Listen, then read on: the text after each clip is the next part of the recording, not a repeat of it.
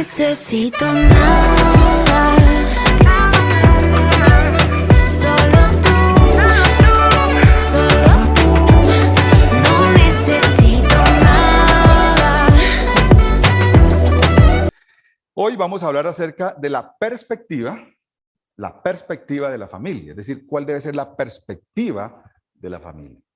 Y este es un tema bien interesante relacionado a la familia porque para todo hay perspectiva, ¿no? Y nosotros los seres humanos nos volvemos expertos en materia profesional, laboral, lo que sea, a ser muy claros en tener una visión hacia dónde vamos, ¿cierto? Y queremos eso.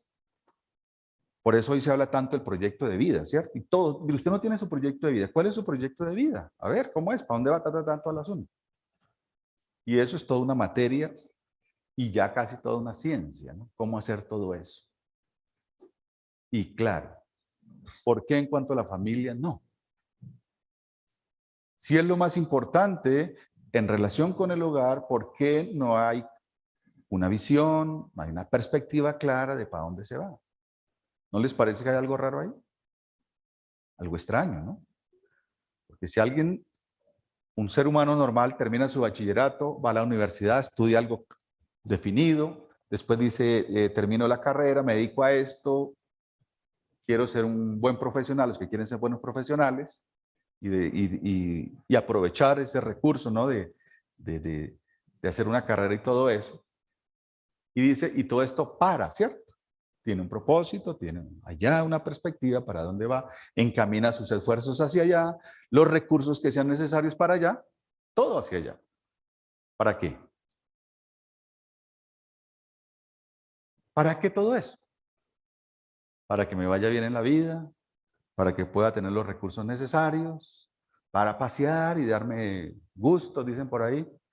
Todo eso está mal, no está mal. Lo que sí está mal es que lo relacionado con la familia y con Dios no sea lo mismo, ¿no? Creo que eso determina una muy buena cosa en la vida de nosotros los seres humanos. Pues perspectiva. Y antes de entrar a mirar esa perspectiva hacia la familia, según lo que el Señor dice, miremos algunas consideraciones que son eso, determinaciones en relación con la familia, solo por repasar. Primero, cuando hablamos de familia, estamos hablando de los esposos, ¿cierto? Si hay dos esposos, es decir, un matrimonio conformado por sus esposos, esposo y esposa, eso se llama una familia. A veces se puede pensar que si no hay hijos, entonces no hay familia. Claro, los esposos, con hijos o sin hijos, son una familia. Si hay hijos, pues también son parte de la familia. Eso es muy importante. Y mucho más hoy ustedes saben cómo está la cosa, ¿no? Otra cosa muy importante, la familia fue creada por Dios perfecta. ¿Sí? Esa es otra verdad muy importante, que de ninguna manera nosotros podemos dudar de eso. ¿Es que a Dios le faltó? Y hoy hay muchos argumentando eso, que a Dios le faltó algo por ahí al varón, o parece que al varón le faltó por apretarle un tornillo, o a la mujer algo faltó. ¿Sí? La familia fue creada por Dios de manera perfecta, uniendo un varón y una mujer, ¿sí? Con propósito y con responsabilidades asignadas. Eso es hecho, determinado por Dios. Como seres humanos podemos darle vueltas a eso, inclusive ser indiferentes ante eso, lo que queramos hacer. Pero eso no va a cambiar el plan de Dios. ¿Sí? No lo va a cambiar. Entonces, por eso digo, cosas definitivas, absolutas en lo que Dios ha hecho. Segundo, la familia fue equipada por Dios con todo lo necesario para vivir de manera perfecta. ¿Cómo le parece? Dios creó la familia y la equipó con todo para que vivieran de una manera perfecta. ¿Eso qué quiere decir? Con todo lo necesario para que esa familia viva muy bien y le glorifique a Él. Yo sé que eso surgen muchas inquietudes. ¿Y entonces qué pasó? ¿Qué pasó conmigo?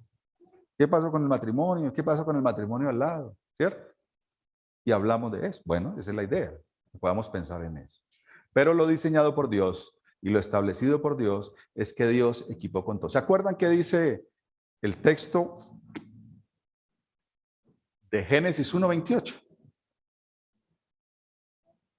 Dice que, y los bendijo Dios, ¿cierto? Y los bendijo Dios. ¿Qué quiere decir eso de que los bendijo Dios? El varón y la mujer, y los bendijo Dios. Y les dijo, fructificad, multiplicaos, llenad la tierra y gobiernen sobre ella. ¿Qué está diciendo Dios ahí? Ahí están equipados con todo para que vivan felices y sean fieles a la responsabilidad. ¿Eso está claro? Está claro. Está clarito. Y la tercera cosa ahí es que la familia fue dañada, oiga bien, desfigurada, distorsionada por el pecado. Y ahí es como el asunto, ¿no? Ahí es donde empezamos a poseer problemas. Empezamos a tener problemas porque Dios lo hizo perfecto, pero ¿qué sucedió? Por el pecado que introdujo el diablo a este mundo y que pasó a todos los seres humanos, por cuanto todos pecaron, están destituidos de la gloria de Dios. Entonces todo eso que Dios había hecho se distorsionó, ¿cierto? Se empañó, es decir, como que la cosa ahí ya no es clara en relación con la familia. El pecado pasó a todo hombre y a toda mujer. Muchas veces usamos el término hombre, pero está hablando genérico, es decir, ser humano. Porque muchas veces dice uno el hombre, y la Biblia es así, ¿no? Pero se refiere a los dos. Entonces, esa es la otra verdad, que esa familia fue desfigurada, que fue hecha a la imagen y semejanza de Dios. Por supuesto el ser humano, pero el pecado distorsionó todo. Ejemplo sencillo de eso es, Dios es amor y ama de una manera perfecta. El hombre puede amar, pero ¿qué pasa? Distorsionadamente. Y ese es un gran problema que se desarrolla mucho más dentro de la familia, dentro del matrimonio y dentro de la relación familiar. ¿Notan por qué es tan importante esas tres cositas que están ahí? Que de pronto alguna vez tenemos que profundizarlas, ¿no? Entonces, hecha perfecta, pero ahora distorsionada, ¿no? ¿Por qué? Porque el hombre quiso seguir la idea diabólica y entonces caminar por ahí, y ahí está el asunto. Yo diría que ahí está la respuesta a la pregunta, ¿y por qué hay tantos problemas en el matrimonio y en la familia? ¿Por culpa del esposo o por culpa de la mujer?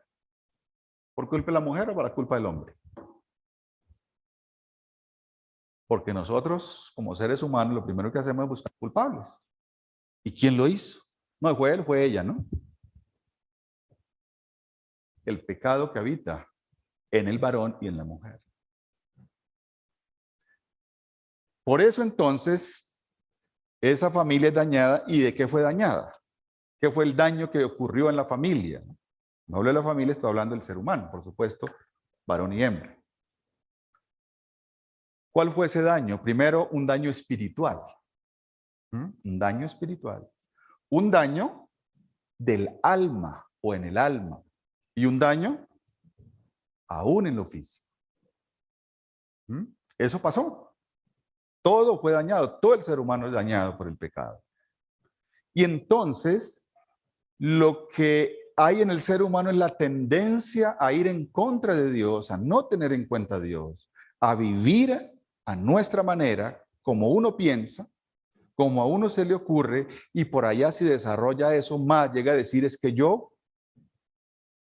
creo que Dios no existe, porque tengo mejores ideas que así sucede y no es extraño. Esto no es hablar de seres por allá terribles, ¿no? Somos nosotros los seres humanos que somos así y que tenemos esa capacidad aún, porque en cada ser humano, hombre o mujer, está la misma capacidad de hacer mal, oiga bien, de desarrollar esa maldad. ¿Cuál es la diferencia? El camino o la senda por donde vamos. Y gracias a Dios por eso, ¿no? Entonces, ¿cuál es la condición de la familia, imagínense? ¿Y cuál entonces la perspectiva de la familia? ¿Y cómo debemos enfocarnos nosotros? Porque decimos, bueno, si es una realidad, entonces pues grave la cosa, ¿sí o no? Pues decirles que sí, la cosa es grave. Muy grave. Más grave de lo que cualquiera pudiera pensar. Y si contrastamos esa situación con algo que mencionábamos el domingo pasado, de la ceremonia matrimonial, ¿se acuerdan? Ceremonia religiosa. ¿Qué es lo que quieren los contrayentes? ¿Qué es lo que quieren? Todo bonito, todo hermoso, ¿cierto? Todo lo mejor que se pueda. Pero contrasta con lo que hay dentro del hombre y la mujer, de los dos contrayentes. ¿Quién piensa en eso en ese momento? Olvídese. ¿En qué está pensando el hombre? ¿En qué está pensando la mujer en el momento del matrimonio? Bueno, eso es interesante pensar qué sucede ahí.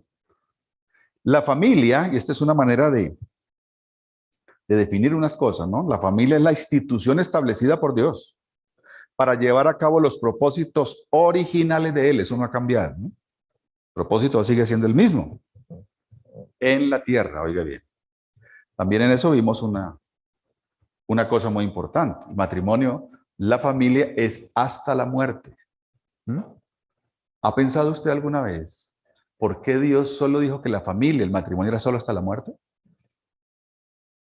Interesante pensarlo, ¿sí o no? Porque cuando creemos en el Señor Jesucristo dice que Él nos ha dado vida eterna, o sea que la vida como tal del ser humano trasciende lo terrenal.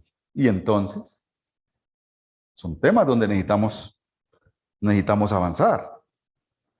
En cuanto a los propósitos terrenales, Él dijo, fructifíquense y multiplíquense. Llenen la tierra y gobiernenla muy bien. Ahí estamos en esa tarea, ¿cierto? Parte de lo que Él ha dicho. Y de ahí para allá, ¿qué sucede? Bueno. Entonces, la familia es el mejor escenario para tres cosas muy importantes que vamos a ver hoy. La familia es el escenario perfecto para llevar a cabo tres cosas, en las cuales como familia necesitamos enfocarnos, o diría yo que toda familia necesita enfocarse, porque de lo contrario va a suceder aquello que sucede tanto en este mundo, dar vueltas, dar vueltas, dar vueltas, y llegar y ver, pararse un día y decir, estoy en el mismo punto. Ya han pasado 40, 50 años y ya no puedo hacer nada. ¿Pasa eso? Claro que pasa. ¿Dios quiere eso? Dios no quiere eso.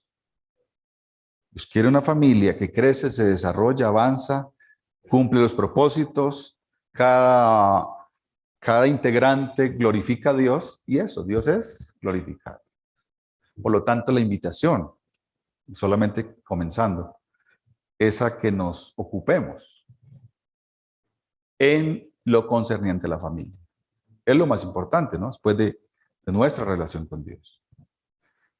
Esas tres cosas son, primero, restaurar. Segundo, edificar. Y tercero, mentorear. Son las tres cosas que necesitamos como familia para enfocarnos y decir, aquí enfoco todo. Todos mis esfuerzos en materia de familia. Y vamos a ver por qué. ¿Por qué eso? Entonces, lo primero o el primer enfoque de la familia es restaurar eso, restaurar la familia. Sí, es decir que una pareja se casa, o una pareja comienza su vida matrimonial. Y lo que debe estar claro aquí es qué va a hacer en la vida, ¿cierto? En materia de matrimonio, de familia. ¿Qué va a hacer? Restaurar. Mirar que mi vida necesita restauración, pero la del otro necesita restauración. ¿Qué nos deja ver ahí? Un enfoque muy importante. Yo me caso para ayudar a restaurar al otro. ¿Por qué ese enfoque? Que puede sonar loco, ¿cierto? Pero no es loco. Yo me caso o alguien se casa para ayudar en que el otro supere la cantidad de problemas que trae. ¿Cómo le parece? Y el otro está diciendo, yo me caso también para ayudar a que el otro crezca, ¿cierto? Resuelva sus asuntos y entonces podamos tener, ¿qué? Una buena relación matrimonial. Y buenos hijos y buena familia, todo lo demás es resultado. Por eso decía, ¿suena loco? Sí. Porque si no restauramos, estamos construyendo sobre una cantidad de escombros. ¿Cómo les parece? Eso el constructor, ¿no? Que compra un lote viejo de mucho tiempo y dice está bonito y empieza a echar que paredes y toda esa cosa y ahí para arriba y pone techo. ¿Cuánto le dura eso? No mucho. Primero, ¿qué es lo que hacen? Escarban y escarban a ver hasta dónde es necesario escarbar para poner bien el cimiento. Si eso no está, no se puede construir nada. Pero lo que construye se va a caer al piso. Eso es lo que parte de la escritura, mire. Entonces, por eso la idea de restaurar es que se casa un enfermo, ¿cierto?, con otro enfermo. Entonces, ¿quién va a ayudar a los dos enfermos? Así como dicen, ¿y quién podrá ayudarnos? Pues sin Dios eso va a ser muy complicado. Por eso decía ahorita, es tan grave la situación que hay solo una manera de enfrentar eso y es con el Señor. Por eso el Señor Jesucristo vino a morir en la cruz, para librarnos del pecado, que es el peor cáncer o la peor enfermedad que ha hecho lo más grave en el ser humano, ¿no? Si usted está aquí y no ha confiado en Jesucristo, es lo mejor que puede hacer. Porque Él entregó su vida por usted como por cada uno de nosotros, para librarnos del pecado y de la condenación, y darnos luz para poder comprender lo que la Escritura dice y entonces empezar a hacer lo que Dios dice. También decirle una verdad. Si Dios no está en su vida, todo esto puede ser locura. Pero si usted ya conoce a Dios, realmente es un hijo de Dios, ya esto no es locura. Podría ser rebeldía. Oiga bien. Y ahí vamos, con todo eso de lucha. Entonces, primero restaurar, ¿listo?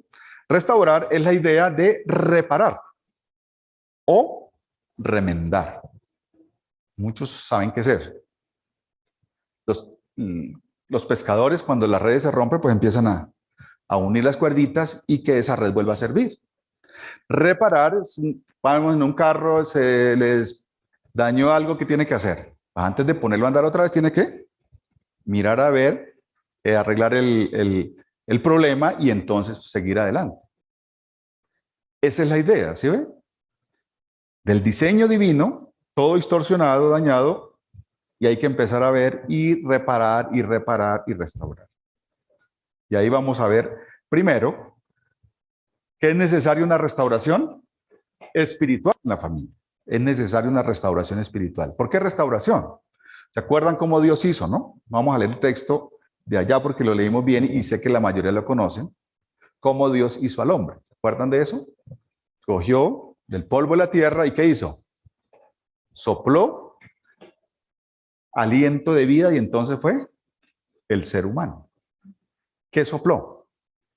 Vida, porque Dios es vida y el único que puede dar vida es Dios, como también es el único que la puede quitar. Entonces, restaurar la vida espiritual de la familia es el comienzo de todo esto. Miren un texto que es, no sé si está ahí la cita, porque cuando aparezcan citas ahí, si alguien lo quiere buscar y ayudarnos a leer, con mucho gusto. Primero a los Tesalonicenses 5:23, ¿qué dice?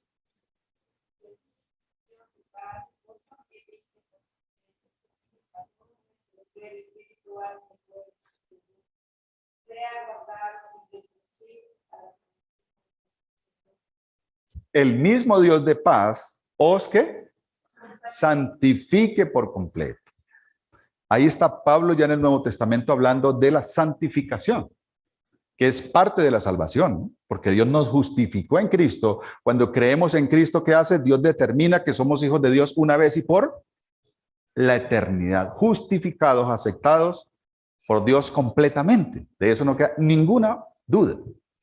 Pero en ese momento, como estamos en la tierra, ¿qué comienza en cada creyente? Comienza todo ese proceso de santificación. Y mira ahora el texto, dentro de ese contexto.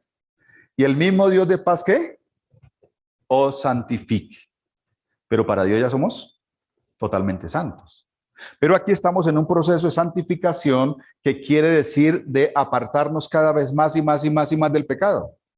Hasta aquel día cuando definitivamente estaremos libres totalmente del pecado, de ese mal. ¿Ve? Dice, y todo vuestro ser. ¿Cuál es el ser? Según la Biblia. Espíritu, alma y cuerpo. Se ha guardado irreprensible para la venida del Señor. Note, todo eso guardado para el Señor, ¿cierto? Y está hablando espíritu, alma y cuerpo. Unos desprecian el cuerpo, otros desprecian el espíritu. Y viven solo como almas, ¿no?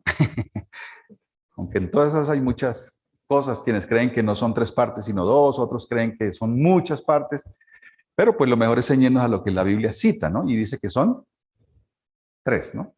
Tripartitos, espíritu, alma y cuerpo. Entonces, restaurar la vida espiritual, ¿por qué? ¿Por qué restaurar el espíritu? Y esto es muy importante. Y les voy a dar un ejemplo antes de mirar allá, y es, muchos hoy día acuden a la psicología, o al psicólogo, para cualquier problema, incluyendo a los creyentes. Y la psicología tiene su campo de acción. Nos ayuda muchísimo en varias cosas, pero ¿sabe? En cosas del espíritu no ayuda.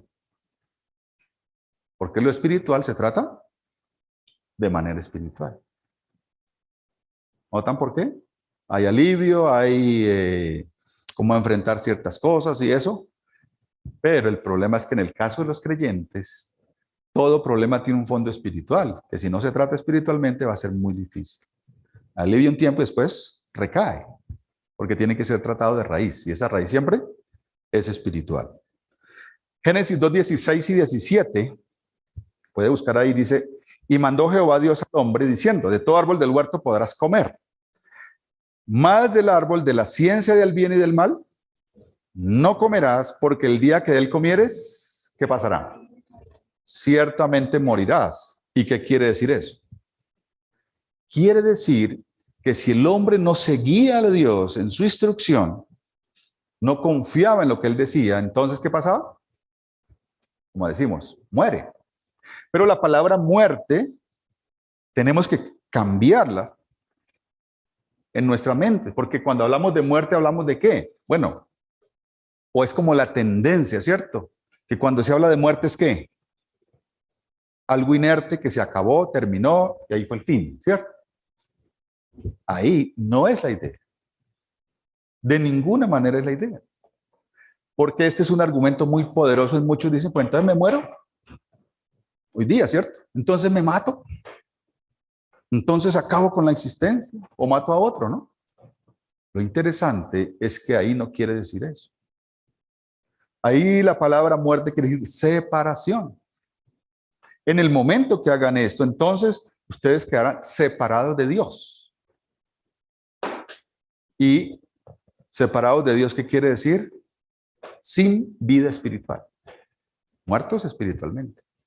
En esa condición quedó Adán y Eva, separados de Dios, es decir, sin vida espiritual. ¿Por qué le dice en el Nuevo Testamento el encuentro de Jesús con Nicodemo? ¿Qué es necesario para entrar en el reino de los cielos? Nacer de nuevo. El que no naciere de agua y del Espíritu, ¿qué? No puede ver el reino de Dios. ¿Qué tiene que pasar primero en una persona? Volver a nacer o nacer del Espíritu, espiritualmente. Imagínese entonces usted una persona que anda por ahí, pero no tiene vida espiritual. Su espíritu no está activo. ¿Ve? Grave la cosa. Y si no hay eso, entonces, ¿qué relación tiene con Dios? ¿Sabe qué relación tiene con Dios? Nada. Nada. Está en sus propios delitos y pecados, caminando, buscando hacer lo suyo y nada más, ¿no? Esa es la realidad. Entonces, separado espiritualmente, sin vida espiritual, tiene que nacer de nuevo. Es confiando en Jesucristo, que es el único que puede darle vida espiritual otra vez. De lo contrario, nada que hacer. Pero ¿qué más pasó? ¿Qué más pasó? Dios hizo al hombre y a la mujer para que murieran aún físicamente, ¿cuándo? Nada, nunca. Pero desde ese momento, el cuerpo físico como tal, ¿qué pasó? Tiene que morir. Que al comienzo no era así. Pero desde ese momento ya le puso límite a los días del cuerpo en esta tierra. Por eso está establecido para los hombres que mueran una sola vez. Claro, el físico, el cuerpo físico que fue hecho para esta vida terrenal, pues tiene su término definido. Hasta donde Dios dice, hasta ahí llegamos con este cuerpo. ¿Pero el cuerpo desaparece? No, el cuerpo no desaparece. Porque dice que va a ser transformado para vivir con el Señor para siempre. Pues por eso lo primero, al hablar de restauración de la familia, es restaurar la vida espiritual. Es decir, que el varón, el esposo, crea en Jesucristo como su Salvador. Y entonces tenga esa vida espiritual que solo Dios puede dar. Y la mujer lo mismo. De lo contrario, pues ya verán lo que sucede, ¿no? Si el uno cree y el otro no, pues ahí hay otro problema que la Biblia nos describe en otro campo. Entonces, primero restaurar la vida espiritual, ¿no? Porque si miran el versículo 8, Génesis 3, la condición en que ellos quedaron, ¿no? Dice que oyeron la voz de Jehová Dios que se paseaba en el huerto al aire del día, y el hombre y su mujer tuvieron una actitud diferente hacia Dios. ¿Cuál fue esa actitud? Se escondieron de la presencia de Dios. Eso ya no venía de lo que Dios hizo originalmente. Porque lo original era que no, estaban en plena comunión, comunicación con Dios y todo eso. Aquí resulta que se buscaron esconderse. ¿Y qué hace cada ser humano en cuanto a las cosas de Dios? ¿Usted no ha notado que por allá nosotros tenemos algo que en relación con Dios queremos como huir, como escondernos, como no enfrentar? Por allá eso sigue caminando, ¿no?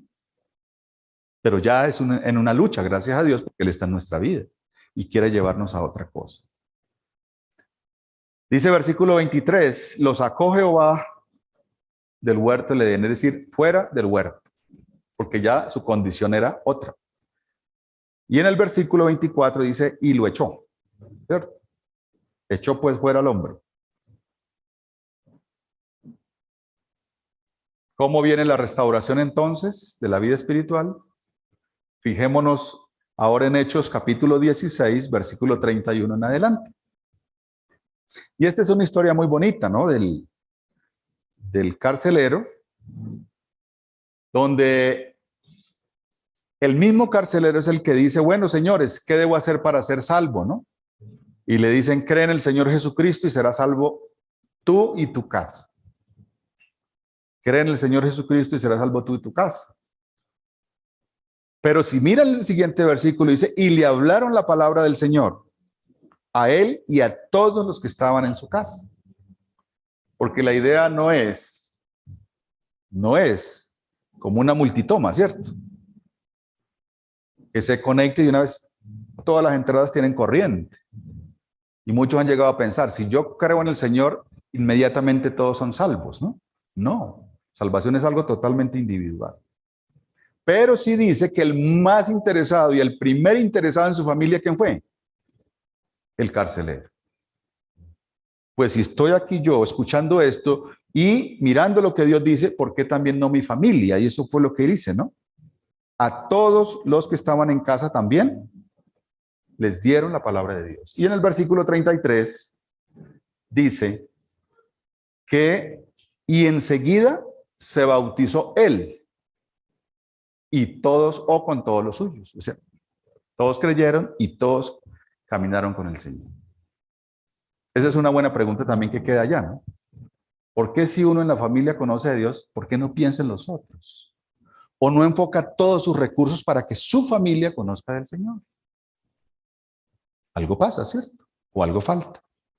Entonces, restaurar la vida espiritual, mire, número 1, por más que sea, si no se cree en el Señor, si no se reconoce lo que Cristo hizo y se llega a ser un verdadero creyente, un hijo de Dios, la familia seguirá en esas condiciones. Cada vez buscando, cada uno lo suyo y metiéndose en líos peores. No hay salida. No hay salida, aparte de la del Señor. Las otras son aparentemente salidas, pero dice el proverbio, ¿no? Hay camino que al hombre le parece derecho, pero al final es perdición. Restaurar el alma de la familia. Así como se restaura el espíritu, hay que restaurar el alma. Pero si el espíritu no hay, está muerto, ¿qué hay del alma? Solamente para mirar un poquito ahí, no, porque el tema del alma es muy amplio, pero por ejemplo, ¿cómo vive la familia sin Dios? O cuando no está caminando con Dios, hablando de los mismos creyentes, con una cantidad de sentimientos revueltos. Viven de emociones, ¿cierto? Descontroladas, tomando decisiones a lo loco, decimos. Porque el alma anda sin dirección. ¿Cuál es la dirección del alma? Pues el espíritu. ¿Recuerdan por qué el Señor dijo que andad en el espíritu y no satisfaréis los deseos de la carne? Porque si el espíritu controla nuestra vida, todo lo demás puede estar bajo control. Si no, sentimientos, emociones, revueltas, y entonces ustedes saben cómo se arma el rollo dentro de la relación matrimonial y a veces con los hijos. Porque el alma está así. Y el alma está siendo restaurado. Por eso hablé de restauración. Desde el momento que el Señor llegó a nuestra vida, hay un proceso de restauración de nuestra alma, es decir, poniendo nuestros sentimientos en orden, nuestras emociones, nuestra voluntad y todo eso en orden, hasta que llegue la perfección cuando Él venga por nosotros. Y restauración del cuerpo. ¿Y del cuerpo qué se puede decir? Pues que en ese sí nos podemos proyectar que ese cuerpo nos fue dado hasta el día de nuestra muerte en esta tierra. Porque es diseñado para nuestra vida aquí. Ese de carne, ¿no? Ese de carne. Pero ese de carne será transformado cuando el Señor venga. Y estaremos allá con Él sin muchas de esas cosas que por la carne nos hacen tantas y tantas malas jugadas, decimos, ¿no? Entonces, eso hablando de la perspectiva de restauración. ¿Se dan cuenta por qué es necesario tener un enfoque claro en la familia de restaurar? De restaurar. En palabras sencillas, ¿cuál sería el enfoque si el esposo ve en su esposa una mala cosa? ¿Qué debe hacer?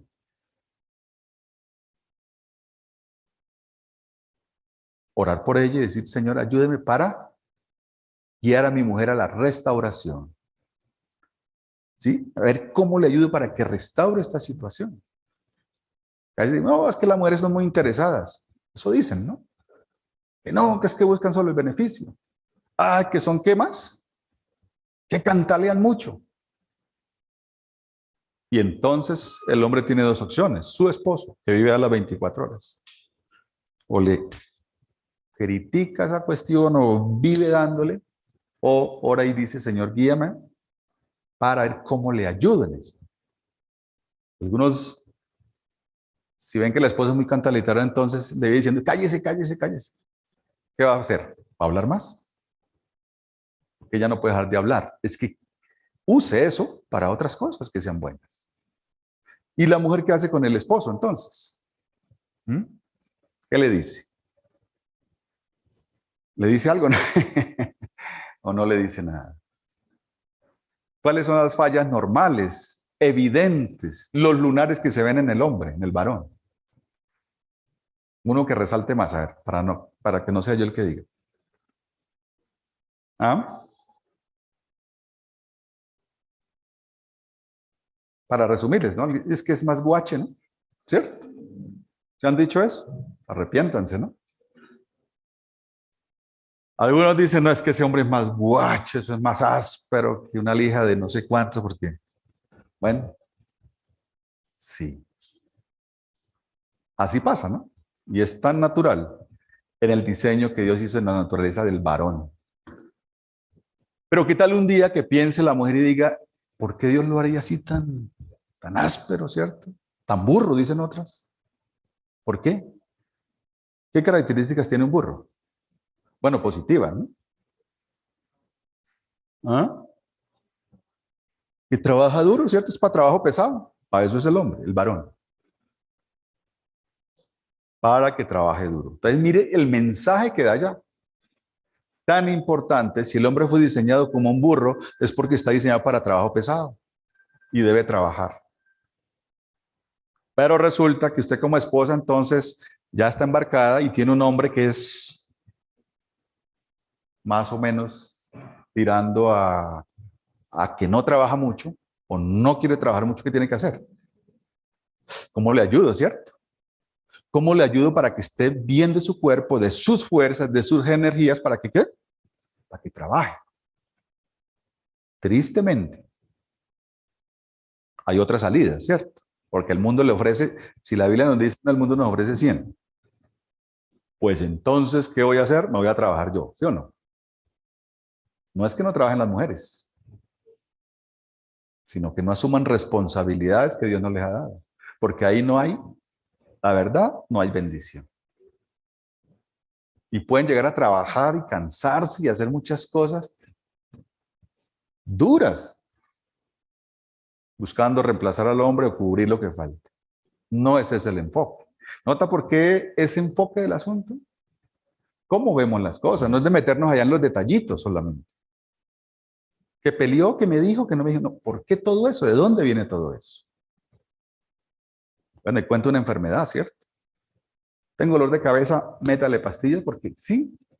Pero después que el dolor es tan intenso y lleva tantos días y sígale metiendo pastillas, pues el dolor va a ser más intenso. Y le resultó otro problema y nunca pudo detectar de qué era el dolor. Bueno, restauración, enfoque, ¿sí? Restauración. Jamás se casaron angelitos, jamás se casó gente perfecta, enfermos por el pecado, inclinados al mal, pero con una bendición muy grande, que si usted ha creído en Jesucristo, ahora Dios está en su vida. Y Él es el que puede guiar tanto al varón como a la mujer, como esposos y como padres, para llevar una familia a una buena restauración. No es para decir, ahora soy pecador, me tiene que aceptar así o no, mire, no. Ya saben la perspectiva. Restauración para ser cada día mejores caminando con el Señor. La segunda cosa es edificar. Por supuesto, si hay restauración, entonces vamos caminando ahora a edificar. ¿Qué hacer? Construir. A veces, yo no sé si todos nos pasa eso, ¿no? Pero hay quienes tienden a ser más esquemáticos las cosas, y desde que yo no ponga aquí la base, no puedo edificar. Parece ser la idea que mientras vamos restaurando, vamos edificando. Y esa es la idea, ¿no? Mientras hay unos problemas que vamos tratando, también voy mirando cómo avanzamos. Y no solamente paso a paso, ¿no? Edificar entonces, primero, edificar la familia dentro de una visión, oiga bien, de una visión de eternidad. Edificar la familia y edificar cosas relacionadas con la familia en una visión de eternidad. ¿Qué tiene eso de importante? En una visión de eternidad. Porque usted y su esposa están para vivir ¿por cuánto tiempo? Por la eternidad. No es verdad que se murió y entonces ahí se acabó todo, ¿no? Entonces note lo importante. Si la visión es la eternidad, entonces hay que mirar ¿y qué pasa después de la muerte?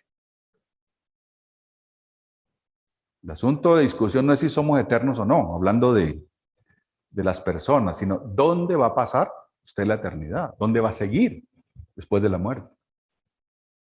Con el Señor o sin el Señor, no hay opciones. Entonces, edificar en esa visión de eternidad es lo que dice Juan 17, 1 y 2. Si alguien por ahí lo tiene, qué bueno sería escucharle, ¿sí? O lo quiere leer.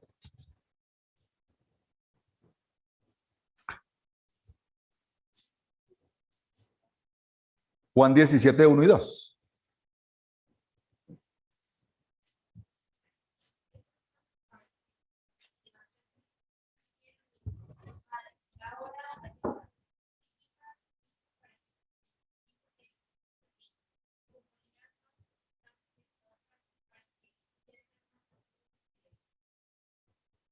Muy bien. Y el 3, cerremos con el 3, ¿qué dice?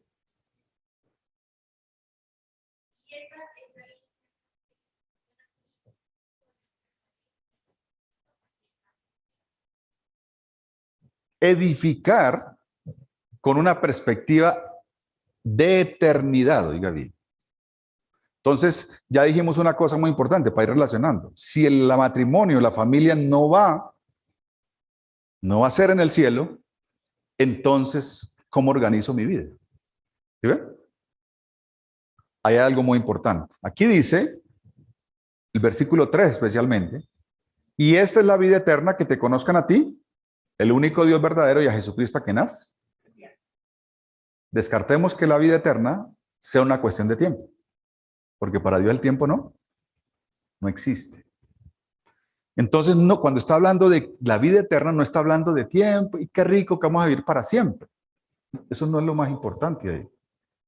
Lo más importante es, como dice el texto, esta es la vida eterna. ¿Qué es la vida eterna? Que te conozcan a ti, el único Dios verdadero, y a Jesucristo, quien vino a este mundo y tomó forma de hombre. Entonces, ¿en qué consiste la vida? Esa vida eterna.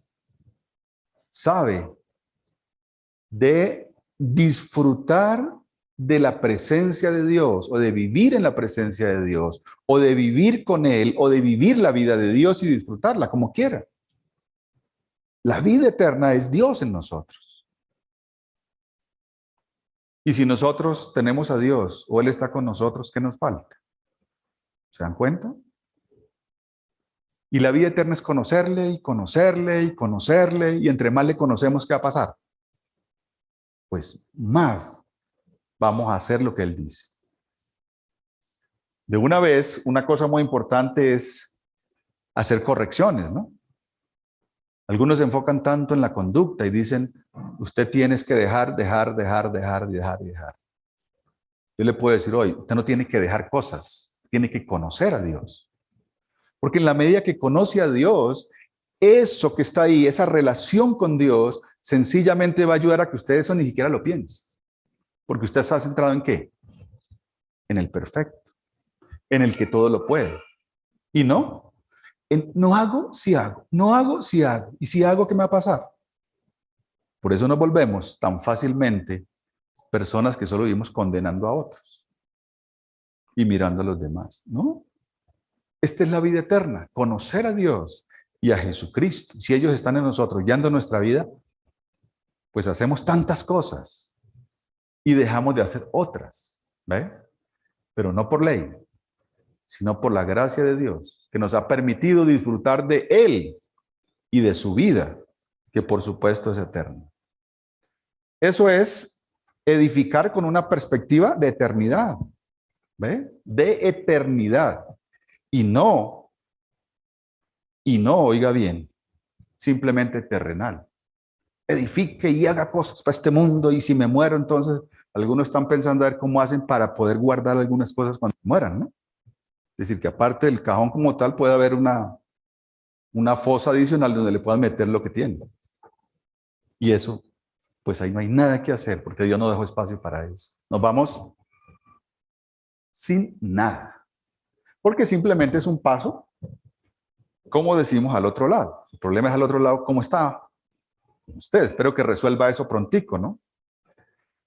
Edificar la familia según los propósitos divinos para la tierra, ¿no? Obviamente tenemos propósitos terrenales, como ya vimos en Génesis: fructificar, multiplicar, llenar la tierra y gobernarla. Esos están aquí, esos son de esta tierra y hay que hacerlos, ¿no?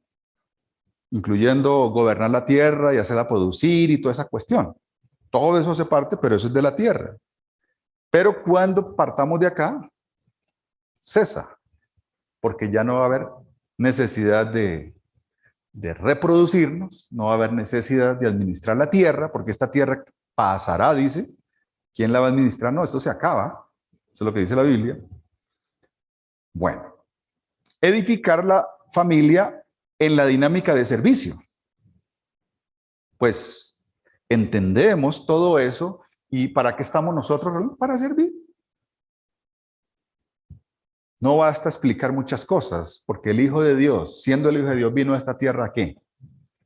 A servir. ¿cierto? Y dice él, yo no he venido para que me sirvan, sino que he venido ¿para qué? Para servir y a entregar mi vida por otros. Eso resume la realidad del ser humano y para qué Dios hizo el ser humano y para qué lo llama ahora, para qué le sirve. Entonces, eso, ¿no? Esas tres cositas ahí. En materia de edificar. Edificar con una perspectiva eterna. ¿Cómo coordinar una cosa? Porque hay unas cosas determinadas para aquí, para la tierra, pero hay otras para allá. ¿Sí? Para allá. Y las de allá son más importantes que las de acá. Y las de acá dependen de las de allá. ¿Sí? O sea, las terrenales dependen de las eternas. No las eternas de las terrenales. Por esa razón viene aquella cuestión de que muchos creen que van al cielo por obras. Es al revés. Lo eterno es más importante. Y todo lo que hagamos acá debe ser usado y debe servir para allá. Y el creyente, pues lo que va a tener allá es coronas, premios, galardones, porque súmele eso que Dios dice que nos premiará por la obra que hagamos acá. Y si dice que nos premiará, ¿por qué dice que nos premiará? Pues porque Él sabe que todo lo de acá será momentáneo, pasajero y listo. Y terminamos con la tercera cosa, ¿no? Entonces, mirándolo ahí, ¿no? Primero, restauramos. Segundo, edificamos. Y tercero, mentoreamos. Mentoreamos. Podría ser la idea de mantenimiento, ¿no? Aunque es muy corta esa palabra. Es lo que le llaman acompañamiento, le llaman seguimiento. Bueno, es que eso incluye mucho, ¿no? Por eso usa esa palabra mentoreo ahí. Dice que es la actividad de ayudar a otra persona, poniendo a disposición todo lo que Dios me ha dado a mí para ayudar al otro. Cuidando, verificando, ¿cierto? Haciendo todo lo necesario para que la otra persona avance lo mejor que puede. Esa es la idea de mentoreo. Indica estar pendiente, siendo cuidadoso, bueno, todo ese asunto. Digo, ¿y dónde más se puede hacer eso mejor que en la familia, ¿cierto? ¿Cómo puede uno hacerle seguimiento o mentorear a una persona que está en su asunto y yo en mi asunto? Pero en la familia, donde cabe perfectamente ese trabajito, ¿no? Del mentoreo. Cuido, miro, observo, oro y tengo toda la posibilidad de hacer lo mejor en beneficio del otro. Entonces, para brindar primero, bueno, ahí también hay tres cositas interesantes, ¿no? Primero, brindar una prevención. Pues lo primero que uno quisiera hacer y lo más importante es prevenir, ¿cierto? ¿Quién quiere que a otra persona le pase algo duro y menos de la familia? Nadie. ¿Cómo buscar prevenirle situaciones al esposo o a la esposa o a los hijos? Pues voy a buscar todas las maneras de prevenir eso, ¿no? Hay un texto ahí, dice, si Jehová no edificare la casa, ¿qué sucede? Si Jehová no edificare la casa, en vano trabajan los que la edifican, ¿cierto? Si Jehová no guardare la ciudad, en vano vela la guardia. Vea el asunto, ¿no? Si Jehová no edificare. Claro, en nosotros, Él edifica. Pero ¿cómo edifica Él? A través de nosotros, de cada uno. Si la esposa tiene un problema, ¿cómo edifica el esposo? ¿O cómo es edificada esa esposa? Por el esposo. Dios tiene para usar a su esposo. Y si el problema es en el esposo, ¿a quién tiene Dios para usarlo? Para edificación, pues a la esposa. Ya que no quiera, que no sé qué, que es que, pues eso ya es asunto de lo que decíamos, de restaurar, ¿sí ve? Pero entonces no se va a poder edificar. Y ahí está el trancón, ¿no? Lo mismo, vele a la guardia, ¿no? En vano, si no es Dios el que está al cuidado. Una reflexión ahí, y es que normalmente en las mentes nuestras hay dos cosas, ¿no? Hay milagros o procesos. ¿Cómo obra Dios realmente? Bueno, de las dos maneras. Pero si tenemos su palabra, obra más a través de procesos. Milagros los hace, claro, en cantidad donde se necesita y donde Él sabe, donde Él quiere hacerlo, ¿no? Es la idea. El problema es cuando esperamos que haga milagros donde es evidente una responsabilidad que nos ha asignado. Nos dice que hagamos esto y nosotros estamos esperando un milagro sin hacer nada. Ahí no funciona. Porque ahí tenemos que operar nosotros, actuar nosotros, confiados plenamente que Dios está edificando o que Dios va a edificar. Pero esperamos milagros donde no van a haber milagros o donde Dios no va a hacer milagros. ¿Ve? Los milagros tenemos que pedirlos del Señor en cosas donde ya, Señor, hice absolutamente todo acá, perfecto hasta, y Dios obrará, si quiere un milagro, si no, no. Pero lo que es claro, como nuestra responsabilidad, probablemente ahí Dios no va a hacer milagros, sino que tenemos que actuar nosotros. Mentorear la familia protegiéndola de peligros inminentes. A veces son evidentes los peligros que hay. Y como estamos atentos, pues los observamos y listo, ¿no? Miramos buscamos las maneras de protección. Ese pasaje muy conocido de Josué 24:15, que en resumen dice que estaba Josué ahí, el gran guerrero, y enfrenta a todos los demás líderes, ¿no? de Israel y todo esto, y les dice, bueno, pues ustedes miran, ¿no? Ustedes miren a quién sirve. Si a los Baales, si eso les parece bien, pues hagan lo que ellos dicen. Si ellos les plantean cosas, miren a ver si las quieren hacer. ¿Pero qué dice? Pero yo y mi casa serviremos al Señor. Ustedes miren a ver lo que hacen, les dice a ellos, ¿no? Ahí hay esto, ahí hay aquello. Ustedes miren, pero yo y mi casa, ¿sí? ¿Por qué lo decía? Porque habían peligros inminentes. Todas esas cosas eran atractivas. Dioses falsos y toda esa vaina era muy atractivo para ellos y buscaban eso. Y el mundo anda en eso. Pero yo y mi casa, está claro para dónde vamos. Y finalmente, proveyendo la terapia adecuada para superar los obstáculos, ¿no? Es decir, aprendiendo a resolver los conflictos de manera adecuada. Con esto terminamos pensando en que estamos tan dedicados a los conflictos y a mirar los conflictos, sin entender los conflictos ni mirar cómo se resuelven. O acudiendo tal vez a formas, lugares o personas donde no nos dan las salidas a los conflictos, a los problemas. La única manera de resolver los conflictos de fondo es a través de lo que Dios nos dice en su palabra. Puede dedicar todos los recursos, todos los esfuerzos a resolver problemas en el hogar. Puede hacerlo. Pero si busca a Dios y se guía por lo que Él dice para la resolución de los conflictos, le aseguro que ahí sí hay solución. De resto no. Lo que pasa es que en la palabra no encontramos respaldo a nuestras ideas. Es limpio someternos a lo que ella dice para hacerlo y entonces los problemas serán resueltos. Dice 2 Timoteo 3:16-17, ¿no? Toda la escritura es inspirada por Dios. ¿A dónde más vamos? El que diseñó, hizo todo y nos dejó la instrucción.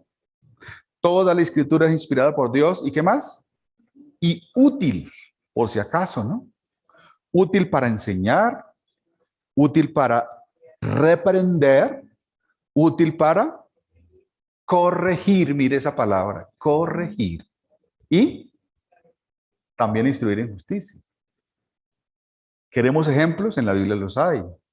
¿Queremos pasos específicos? En la Biblia los hay. ¿A fin de qué?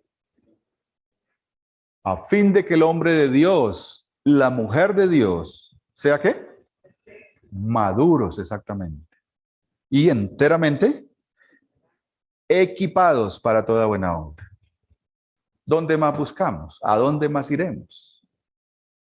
Ojalá que eso nos ayude cuando tengamos un problema de esos bien tenaces que presentan a veces, ¿cierto que sí?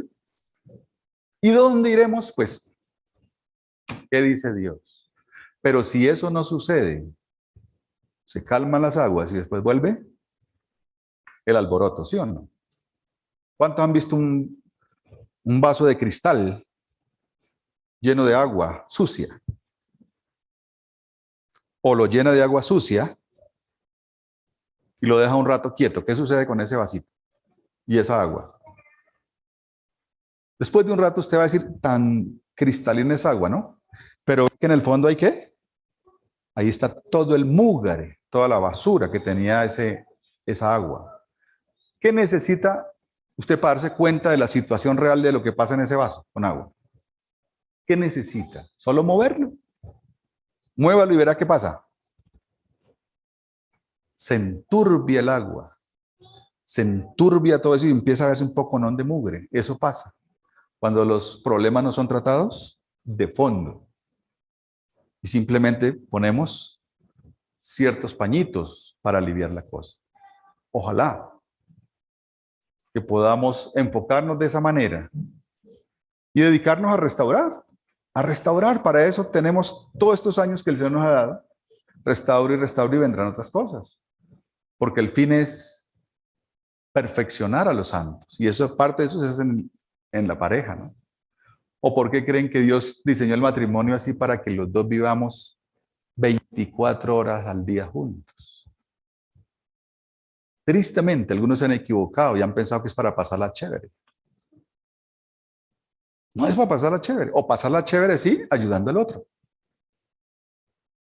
Pero si su enfoque ha sido esperar y pasarla bien y estar bien solamente, no es el plan de Dios. El plan de Dios es usar al uno para ayudar al otro. Y si el otro está mal, yo estoy mal. Si el uno está mal, el otro está mal. Ahí no hay el uno bueno y el otro malo, ¿ve? Les invito a que oremos pensando en todo eso. Que si nos proponemos aún entregar lo que sea por esa tarea, Dios va a traer grandes cosas a nuestra vida. Matrimonio es matrimonio, por eso dijo, lo que Dios juntó no lo separa el hombre, ¿no? Por algo es. Cuando suceden esas situaciones, lo que viene es más problemas para el individuo también. Oremos, Señor, gracias por permitirnos, Padre, disfrutar de tu palabra, animarnos, poder contemplar, Señor, quién eres, cómo eres, por qué dices lo que dices. Ayúdanos, Señor, a persistir, a esforzarnos, a ser valientes para asimilar tu palabra, para obedecerla, Señor, esperando esa obra grandiosa que solo tú puedes hacer, Padre. Dar vida, dar fuerzas, guiarnos, iluminarnos para comprender. Y ayuda, Señor, ayúdanos a creer de verdad, a confiar en ti.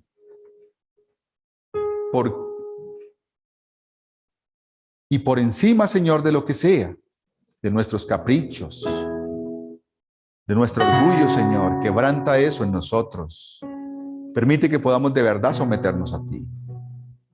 No por ley, sino por gusto, porque tú eres el Dios santo y maravilloso. Porque tú sí lo sabes todo, nosotros no sabemos nada. Porque tú sí lo puedes todo, Señor, y contigo seguro haremos grandes cosas.